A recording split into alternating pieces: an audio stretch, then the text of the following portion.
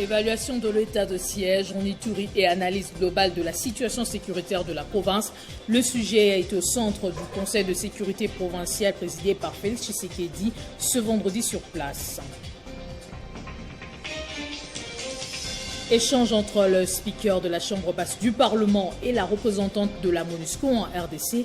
Au menu, notamment la transition de la mission onusienne pour une sortie responsable et graduelle. Vous êtes nombreux à nous suivre et vous faites bien. Très heureuse de vous retrouver pour vous informer. D'abord, cette information, le président de la République qui a présidé ce vendredi à Bunia, chef-lieu de l'Ituri, où il séjourne depuis jeudi, un conseil de sécurité provincial. Objectif, évaluer l'état de siège et analyser la situation sécuritaire de cette province. Y ont pris part notamment le gouverneur militaire de l'Ituri, le ministre de la Défense nationale. Bien avant, le président de la République a présidé le 8e conseil des ministres du gouvernement Sama Lukonde par visioconférence. Information livrée par la presse présidentielle.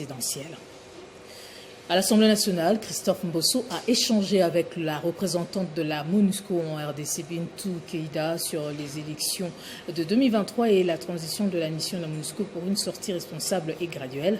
Les deux personnalités ont également abordé la question de l'identification d'un porte-parole de l'opposition et évalué la situation sécuritaire dans l'Est depuis la déclaration de l'état de siège dans le Nord Kivu et l'Ituri.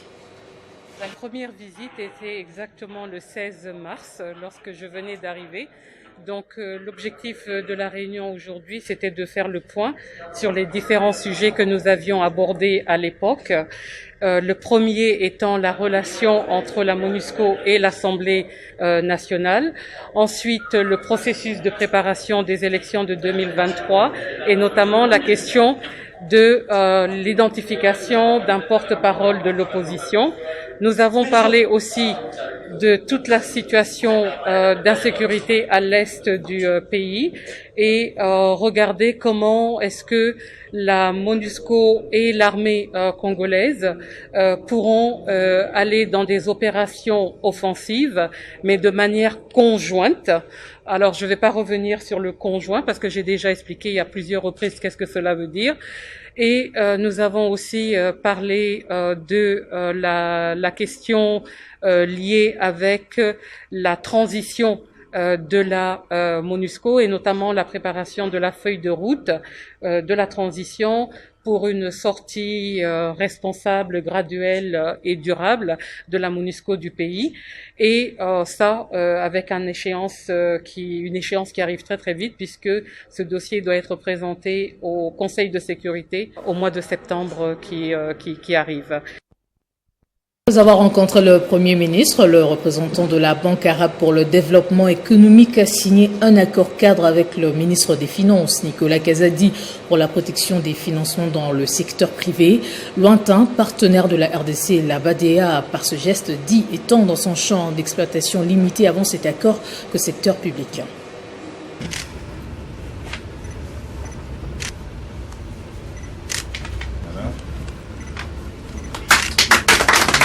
Il s'agit d'un accord cadre qui vise à protéger le financement dans le secteur privé. La Banque arabe de développement économique, partenaire privilégié de la RDC en matière d'investissement dans le secteur public depuis 1975, soit une année après sa création, vise à étendre désormais ses services dans le pays. Le ministre des Finances, Nicolas Kazadi, qui a procédé personnellement à la signature de cet accord cadre, promet de garantir la sécurité des investissements dans le secteur privé, qui est un créateur de richesses. Nous ne pouvons que saluer ce mouvement qui va dans le sens de la politique menée par le gouvernement, car plus que jamais nous savons et nous sommes convaincus que la richesse dans ce pays est créée d'abord par le secteur privé. Et nous sommes là pour créer les conditions pour que cette richesse se crée et donc être renforcée par l'intervention de la BADEA ne fait que nous conforter dans la mise en œuvre de notre politique et de nos priorités. Le représentant de la BADEA a également exprimé sa gratitude envers le ministre des Finances, Nicolas Kazadi, pour son implication dans cette étape importante pour ce partenariat. Dans le cadre de la nouvelle stratégie BADEA 2030, la banque s'engage à financer le secteur privé. Mais avant donc de pouvoir financer le secteur privé dans votre pays, il était nécessaire que la banque signe avec le ministère des Finances un accord cadre pour la protection de ces investissements et cet accord cadre servira de cadre juridique pour toutes les interventions que la banque serait amenée. La BADEA interviendra dans 4 secteurs d'activité, notamment les infrastructures, les valeurs agricoles, les institutions financières ainsi que l'habitat. La ratification de cet accord cadre aura lieu en septembre. Et puis le barreau du Haut-Katanga a un nouveau bâtiment. Cette bâtisse à 4 niveaux devra abriter le service administratif et la salle de consultation gratuite. C'est le directeur de cabinet adjoint du chef de l'État en charge des questions juridiques, politiques et diplomatiques, Nicole Boitcha, qui a procédé à l'inauguration. Regardez. C'est une cérémonie de haute portée historique à laquelle plusieurs personnalités du pays ont pris une part active. La Dirkaba du chef de l'État en charge des questions juridiques, politiques et diplomatiques, Nicole Boitcha, le vice-gouverneur du Haut-Katanga, Jean-Claude Konfoy-Kimimba, et différents invités qui œuvrent dans le monde juridique. La cérémonie inaugurale qui s'est déroulée dans la salle du barreau a connu un moment des discours dans lesquels les intervenants ont salué le sacrifice de toutes les parties prenantes, en commençant par le chef de l'État, Félix Antoine Tshisekedi Tshilombo, le gouvernement provincial du Haut-Katanga, jusqu'à la corporation, pour qu'enfin un produit fini soit présenté au grand public ces jours. Une infrastructure moderne et bien équipée, fruit du barreau du Haut-Katanga, que pilote Rose Tumbakaja, qui ne ménage aucun effort afin de matérialiser la vision sous l'état de droit prôné par le premier citoyen congolais, Félix Antoine Tshisekedi Tshilombo. Le barreau du Haut-Katanga, pas oublié, tient à remercier aussi et de manière particulière Son Excellence, Monsieur le Président de la République, pour son soutien très substantiel qui nous a permis de meubler tout le bâtiment.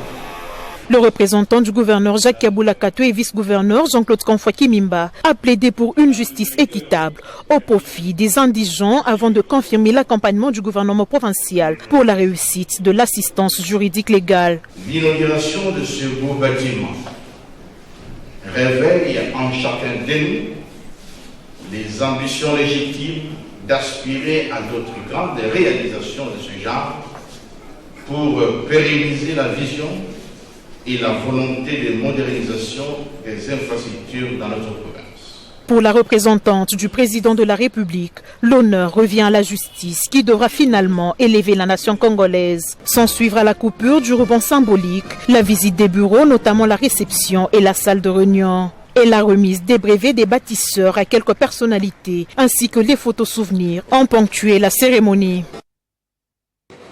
De son côté, le gouverneur intérimaire du Lualaba a démarré une série de visites d'inspection dans les entreprises minières. Pour la première étape, Fifi Masuka s'est rendu dans les installations de l'entreprise Thomas Mining, question de se rendre compte des conditions de travail des jeunes de cette province.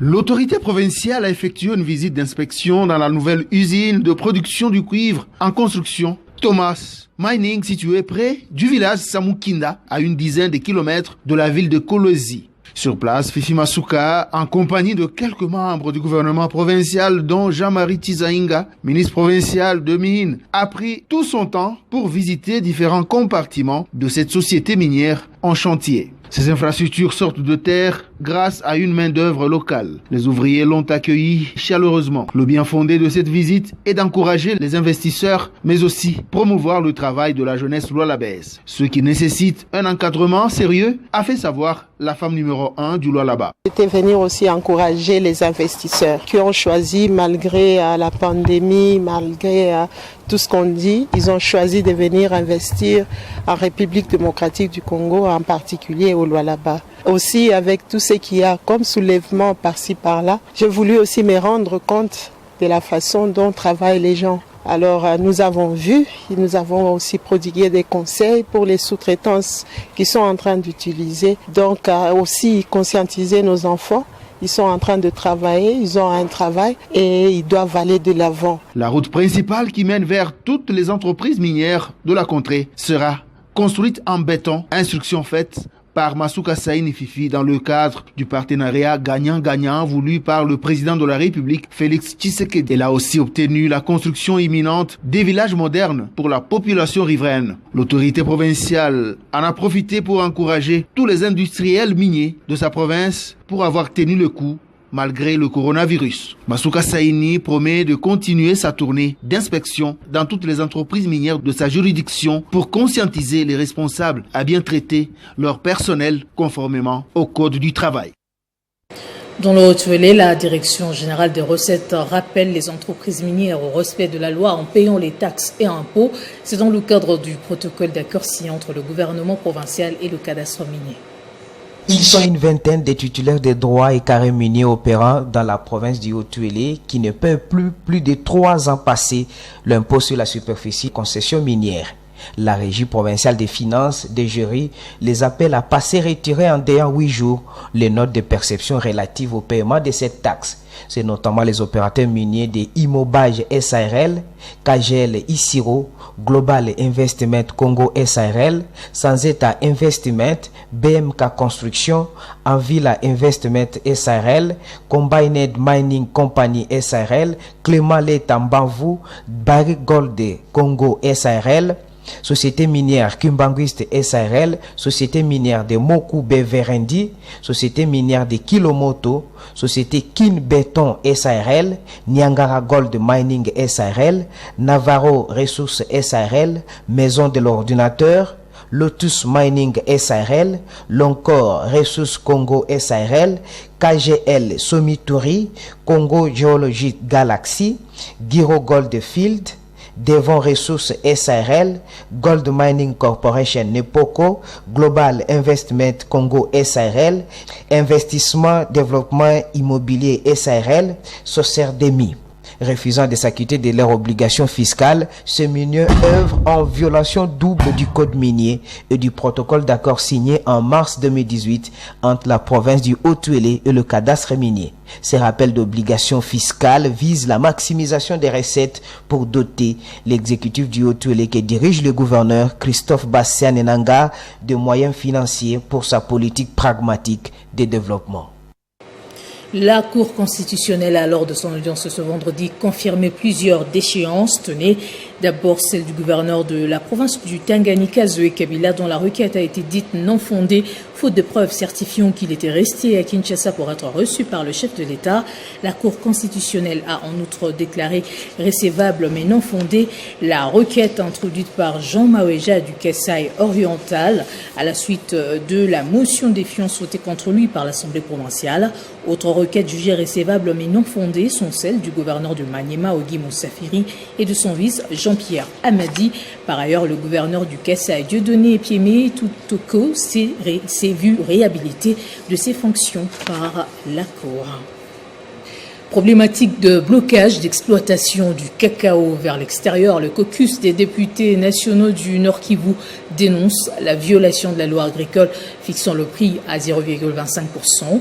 Ces frais d'exportation ont été revus à la hausse par le NAPAC jusqu'à 2%, une mesure qui semble pénaliser les agriculteurs qui ne savent plus écouler leur cacao vers le marché. Aux côtés de l'insécurité qui est le principal problème de Beni, la pauvreté est un autre fléau qu'il faut éradiquer dans la région. Beni, cette zone à vocation agricole, certains habitants, pour leur survie, tentaient de se rechercher avec la vente du cacao qu'ils ramassent dans leurs champs, avec tous les risques de se faire massacrer par des ADF actifs dans la région. Mais cela n'est plus possible aujourd'hui, avec l'interdiction de l'exportation de ce produit agricole par les sociétés habilitées. Pour cause, la hausse des frais liés à l'exportation, passant de 0,25 à 2%, exigée par l'ONAPAC aux sociétés intervenant dans les circuits d'exportation du cacao dans la région. C'est inacceptable, s'insurgent les députés nationaux élus du Nord Kivu qui ont accompagné le chef de l'État dans sa mission au Nord Kivu. Dans le secteur des exportations du cacao. Aujourd'hui, on a un blocage. Il y a des stocks aujourd'hui qui sont détenus au niveau des paysans donc dans le territoire de Beni, qui aujourd'hui sont mal conditionnés et risquent aujourd'hui de pourrir. Alors c'est une situation très grave parce que vous imaginez déjà, nous sommes dans un territoire qui est affecté par l'insécurité et aujourd'hui nous craignons les pauvres paysans qui ont juste comme activité justement de faire le cacao, qu'ils risquent de se retrouver encore appauvris. Ces élus ont visité ce jeudi 10 juin à Beni 2 sociétés qui exportent le cacao, surpris de la quantité importante de ce produit agricole bloqué dans des entrepôts et qui commence d'ailleurs à pourrir. L'honorable Singoma Mwanza, député national et président de la FEC Nord Kivu, parle d'un manque à gagner pour le trésor public et exige la révisitation de la fiscalité dans le secteur agricole au pays. En tout cas, il faut vraiment revoir la fiscalité qui est imposée dans ce secteur parce que nous ne sommes pas compétitifs avec les pays limitrophes. Plus de 2 mois maintenant que les sociétés d'exportation du cacao ont suspendu tout achat auprès des agriculteurs, s'opposant ainsi au paiement de ces 2% des frais exigés pour exportation par l'ONAPAC, une fiscalité que ces sociétés jugent illégale, ce qui impacte négativement tant sur le plan économique que social de nombreux habitants de Béni. Privilégions l'éducation car c'est d'elle que découle toute grandeur. C'est le message lancé par les étudiants de la RDC au nouveau ministre de l'Enseignement supérieur et universitaire Mouindo Nzangi ce vendredi. Objectif, réclamer leurs diplômes et dossiers bloqués au ministère de l'Essieu. Ayant appris les conflits qui opposaient le ministère de l'Enseignement supérieur et universitaire, chapeauté par Mouindo Nzangi, et celui du numérique, dirigé par Kolongele et Bérande, au sujet du bâtiment localisé sous le boulevard Tchatchi dans la commune de la Gombe. Les étudiants de toutes les institutions privées et publiques de Kinshasa et d'ailleurs se sont réunis pour apporter leur soutien au ministre Mouindo Nzangi. Notre tutelle et lui réitérons notre soutien total pour l'accomplissement de ces lourdes tâches dont il est à la hauteur. Profitant de l'occasion, ces étudiants réclament les diplômes et leurs dossiers bloqués dans les bureaux qu'occupe le ministère du numérique. Avons appris avec consternation l'occupation unilatéralement à tous les principes et lois en la matière du bâtiment qui abritait les bureaux de notre ministère par celui du numérique, chose qui pourrait amener à des conflits inutiles interministériels dont le pays n'a même pas besoin, et condamnons avec la dernière énergie cet acte ignoble tout en demandant aux deux parties de privilégier la paix et de prioriser l'éducation. Clamons sans délai nos diplômes et documents bloqués dans l'actuel ministère du numérique. C'est depuis la semaine dernière que les membres du cabinet de l'enseignement supérieur et universitaire ont accusé ceux du numérique d'avoir jeté par terre les documents administratifs jugés importants de leur ministère. Une situation qui semblait banale au début, mais prend pourtant de plus en plus des allures inquiétantes et risque de mettre à mal la cohésion au sein de l'Union sacrée. Déjà, plusieurs analystes voient la guerre d'esprit entre partenaires. Le Premier ministre Samalou Kondé est appelé à réagir le plus vite possible afin d'aplanir les différends entre les deux membres de son gouvernement ainsi que leurs personnels respectifs avant que ces conflits n'atteignent un point de non-retour. Circulation routière à Kinshasa, tout usager qui ne respecte pas le code de la route sera interpellé et soumis à des amendes. Annonce faite par le commandant de la ville de Kinshasa lors d'une parade tenue ce vendredi. En revanche, Sylvano Kassongo indique que tout policier de circulation routière qui se méconduira sur la voie publique sera soumis à des sanctions sévères. La mission de la police des circulations routières est celle de respecter d'abord les lois du pays et en faire respecter aux usagers de la route. Sylvano Kassongo rappelle les agents à l'ordre. Cette parade commence avec la présentation à la presse d'un roulage qui ne s'est pas bien comporté sur la voie publique et un agent d'un autre service de l'État qui s'est croyait intouchable sur la voie publique au mépris des agents PCR. Leur sort, c'est les cours et tribunaux où chacun devra écoper des lourdes sanctions exemplaires pour servir des leçons aux autres. Ces derniers temps, il y a eu beaucoup de bavures policières et beaucoup d'abus. Alors on devait tirer la sonne d'alarme pour que les policiers puissent bien faire leur travail. Vous savez, notre mission d'abord, c'est de réguler la circulation, d'interpeller tout contrevenant. On doit le faire dans le respect de la loi, dans l'honnêteté, sans qu'il y ait de tracasseries, sans créer des infractions ou des contraventions. On ne va pas créer des contraventions, nous devons savoir que nous sommes dans une période difficile sur le plan économique. Le monde entier est atteint par la Covid, la population souffre. Nous devons faire le travail avec conscience, avec honnêteté. Et il faut savoir aussi que Dieu nous voit, Dieu voit tout ce que nous faisons. Nous devons faire dans le but de mettre... Le commandant de la ville de Kinshasa rappelle aux agents PCR des actes qui causent des embouteillages dans les rues de Kinshasa, notamment tracasseries du côté des PCR, sens unique, le refus d'obtempérer du côté des usagers, chargement hors gabarit et les autres contraventions routières pour que chacun se respecte dans son coin. On va prendre le rappel des titres avant de nous quitter. Évaluation de l'état de siège en Ituri et analyse globale de la situation sécuritaire de la province. Le sujet a été au centre du Conseil de sécurité provincial présidé par Félix Tshisekedi ce vendredi sur place. Échange entre le speaker de la Chambre basse du Parlement et la représentante, la patronne de la MONUSCO en RDC, au menu notamment la transition de la mission onusienne pour une sortie responsable et graduelle. Voilà tout pour ce journal. Merci de l'avoir suivi. Restez branchés sur nos antennes. Protégez-vous, prenez soin de vous.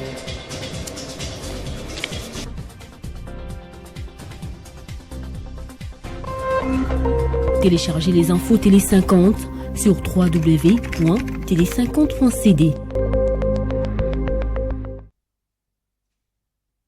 La direction générale de CEP Congo informe les citoyens congolais qu'un groupe de personnes non autrement identifiées répand de fausses informations dans les réseaux sociaux dans le but de leur soutirer de l'argent contre de prétendus recrutements. CEP Congo précise qu'elle n'a émis aucune offre d'emploi, qu'elle ne monnaie pas les embauches de son personnel et que celles-ci sont communiquées au public par voie de presse autorisée. CEP Congo précise également que toutes les personnes impliquées dans cette escroquerie ne font pas partie de cette effective. CEP Congo invite le public à dénoncer toutes les personnes qui seraient de près ou de loin mêlées à cette escroquerie auprès des autorités compétentes. Faite à Kinshasa le 15 juin 2021.